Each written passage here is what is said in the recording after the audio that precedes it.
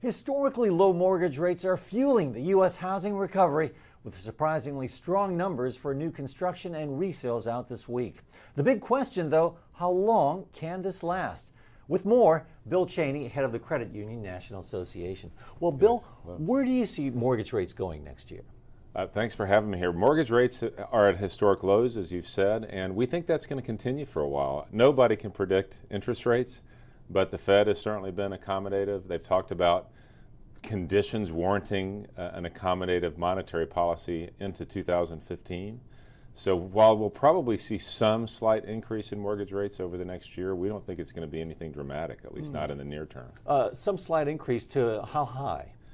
You know, I'd be shocked if rates went up more than 50 basis points on mortgage loans. I mean, it depends on what happens with the economy. It depends on what happens with the fiscal cliff. You know, if we go off the cliff, then they're talking about another recession. That would mean lower rates possibly, and certainly more prolonged low rates. If we don't, then hopefully we'll see economic activity pick up and we could see, you know, a little bit higher rates, but still low historically. So even with that half percentage point that you're talking about, is that not enough to put a damper on the mortgage market and possibly harm the housing recovery? Well, you know, other economic conditions should be improving. So I think the housing market, it's a slow, steady recovery. Our economists at our organization at CUNA see that continuing, again, assuming we don't go off the cliff in a very difficult way. So we do think it's going to continue a slow, steady recovery. All right. So as for the fiscal cliff itself, are you confident it can be resolved? Well, I've only been in Washington for 2.5 years, and it hasn't exactly been the most productive 2.5 years in Washington. I'm confident that I'm confident they can come up with a framework, hopefully for agreement next year. In my sense, is that they want to come up with a framework and then kick the can down the road a little ways to work out the details. Confident, I hesitate because there are no guarantees in Washington these days, and something that looks like a move towards an agreement today could all fall apart when they come back on Monday. So who knows? Well, what kind of plans do your members have in place in case of the worst regarding the cliff? Right. Well, you know, credit unions are well positioned for any economic outcome. Credit unions fared extremely well during the crisis. Some credit unions had difficulty. The economic conditions were terrible.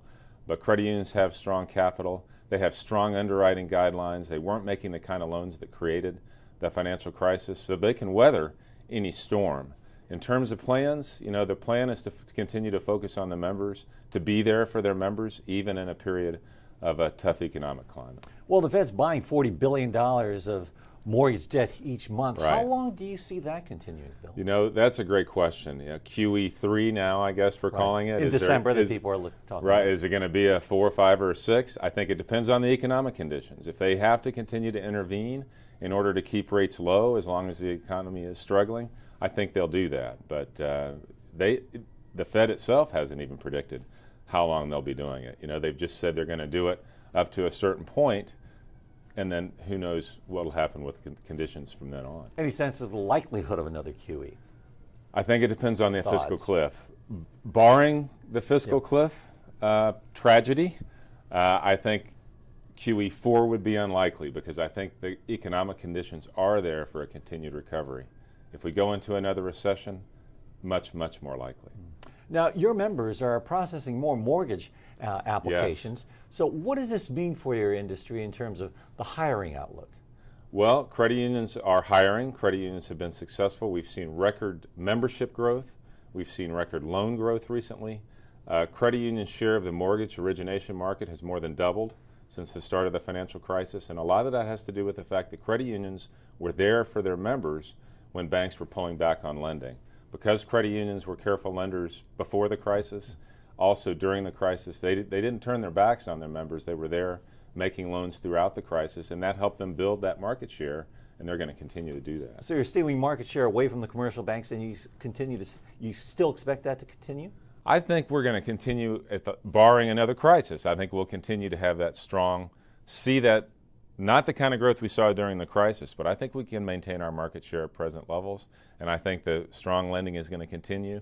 Credit union rates in the mortgage market are similar to banks because for the most part it's set by the secondary market, but credit union fees are much lower.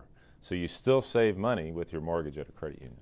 Our thanks to Credit Union National Association CEO Bill Cheney.